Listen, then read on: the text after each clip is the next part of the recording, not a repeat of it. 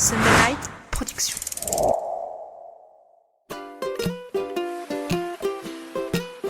Bienvenue sur Mordu, le podcast des passionnés de glisse et d'outdoor. Mordu. Bonjour à tous, bienvenue sur Mordu pour notre série spéciale La Grande Odyssée, la fameuse course de chiens de traîneau. Mordu est sur le terrain avec pour objectif de vous faire découvrir cette pratique incroyable et de vous faire vivre au plus près possible ce rendez-vous prestigieux où les meilleurs mushers viennent s'affronter. Nous irons tout d'abord à la rencontre de différents mushers afin qu'ils nous fassent partager leur passion. Nous irons ensuite à la rencontre des vainqueurs de l'Odyssée 2021 pour qu'ils nous livrent à chaud leurs sensations et leur vécu de cette édition. Enfin, nous aurons le plaisir d'accueillir un musher pour la fat interview du mois de février. Nous irons dans l'intimité de notre invité afin qu'il nous livre tous les secrets de la course de chiens de traîneau. On commence la série d'entretiens avec Philippe Desmurger, musher depuis 20 ans. C'est parti pour ce hors-série, mordu de chien de traîneau. Salut Philippe. Et bonjour. Philippe, est-ce que déjà tu peux nous dire comment se passe la course pour toi ? Eh ben écoute, pour moi ça se passe plutôt super bien. Je suis venu sur cette course avec aucun objectif sportif particulier, puisque cette année dessus on a lancé un défi pour récolter des fonds pour vaincre la mucoviscidose. Donc du coup, en donnant un peu du souffle, ça nous laisse du temps pour regarder un peu les paysages et profiter de cette course. Et puis j'imagine que pour sensibiliser sur un sujet comme la mucoviscidose, les chiens de traîneau c'est juste incroyable parce que il y a l'aspect spectaculaire, mais aussi le contact avec les chiens, l'aventure, le dépassement de soi. Eh ben exactement, donc du coup l'équipage donne du souffle pour vaincre la mucoviscidose. Donc du coup c'est dans cet univers assez magique de la Grande Odyssée et de la traversée des Alpes du Nord, eh ben en fait ça prend tout un sens.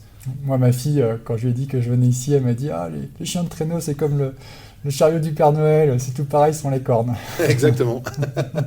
Est-ce que tu peux nous dire comment toi t'es devenu mordu, comment t'as commencé Moi c'est vieux déjà, hein. Ça fait une vingtaine d'années, peut-être même un peu plus maintenant. En fait, je suis pas un grand fan des chiens. Alors c'est pas que j'aime pas les chiens, c'est qu'un chien pour moi ça doit avoir une nécessité. Et on avait un chien de famille et on voulait en adopter un autre parce qu'il nous avait quittés. Et puis bon, forcément on voulait le prendre en refuge pour faire un pauvre petit de moins dans un refuge. Et en fait, le seul qui nous a adoptés, c'est un croisé husky. J'ai eu du mal à vouloir, mais bon, ma femme elle avait craqué dessus, donc on s'est dit on va le prendre à la maison. Et ça a été le début d'une belle aventure, puisqu'en fait il a tiré la luge. Et très rapidement, j'ai rencontré des personnes qui faisaient du traîneau, qui m'ont emmené avec ce chien-là sur des compétitions. Et l'année d'après, on en avait déjà 8 et on courait les championnats de France en sprint avec 6 chiens, quoi. Et alors, est-ce que tu sais me dire là où ça t'a accroché ? C'est quoi ? C'est la vitesse ? C'est le rapport à l'animal ? Non, alors, en fait, moi je suis sportif. De base, je suis sportif. Et en fait, c'est la performance que tu peux allier avec le chien. Le chien est un sportif, nous on est un sportif. Et quand on arrive à mettre les deux sportifs en osmose, quand on arrive à avoir un ressenti entre l'équipage, le chien de tête et soi, on arrive à faire des performances qui sont juste fabuleuses. En fait, il y a une vraie complicité. Et si on n'a pas cette complicité, eh ben, on n'a pas de performance. Donc, et ça, c'est un challenge qui fait que du coup, j'aime encore, parce que ça fait plus de 20 ans maintenant, j'aime encore ce sport parce que chaque journée est nouvelle. Et il suffit que tu parles mal à ton chien et il te la met à l'envers. Donc du coup, tu es obligé d'avoir un vrai respect. Et du coup, ça te fait des étapes qui sont juste fabuleuses.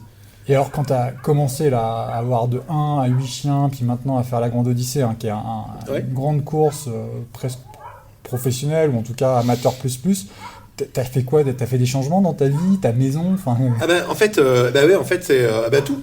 La voiture, on a adapté la famille au mode de vie. On n'adapte pas les chiens au mode de vie de la famille. C'est la famille qui s'est adaptée au mode de vie. On a acheté l'espace nécessaire. On a modifié notre vie et elle gravite autour de ça. On a plus de 50 chiens. On a de quoi partir en vacances avec eux. Et voilà, enfin, c'est notre vie. Ma femme a changé de travail pour venir travailler avec nous également. Et voilà, c'est notre vie maintenant autour du chien. Ah, t'es bien tombé dedans, toi. Oui.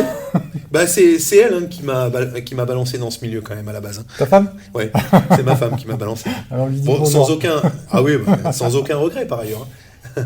Et alors, est-ce que peut-être tu peux nous donner une anecdote, une histoire avec un de tes chiens, quelque chose Ouais, c'est toujours dans cet esprit de complicité. Nous, on fait beaucoup de traîneaux sur la station d'Orsières-Merlette. Et donc, c'est des stations qui sont hautes en altitude, avec des plateaux qui avoisinent les 2003. Et je m'en souviens, c'était fin mars, début avril, on était avec des gens. Et on faisait un itinéraire qui était prévu. On connaissait bien les conditions d'avalanche. On connaissait aussi le réchauffement de la neige, l'alourdissement. Et en fait, je voulais emmener voir les gens près pas une falaise, mais une jolie pente. Il y avait du bouquetin. Et moi, j'ai voulu me rapprocher un petit peu en suivant une ligne de crête. Et elle n'a jamais voulu y aller. Et donc, à l'époque, c'était Aïka, ma chienne de tête. Aïka, quand elle veut pas y aller, on insiste une fois, deux fois, trois fois. Si au bout de 3 fois, elle y va pas, faut pas y aller. Voilà, ça, c'est un grand principe. Donc, du coup, on a remonté à la distance qu'elle voulait mettre. Et en fait, 5 minutes après qu'on soit passé, il y a une coulée de neige lourde qui est descendue. Et on ne serait pas allé dessous, mais par contre, elle avait bien senti. Et du coup, on a bien senti aussi que les gens avaient vécu l'expérience comme quelque chose de grandiose en disant oh, le chien nous a sauvé la vie.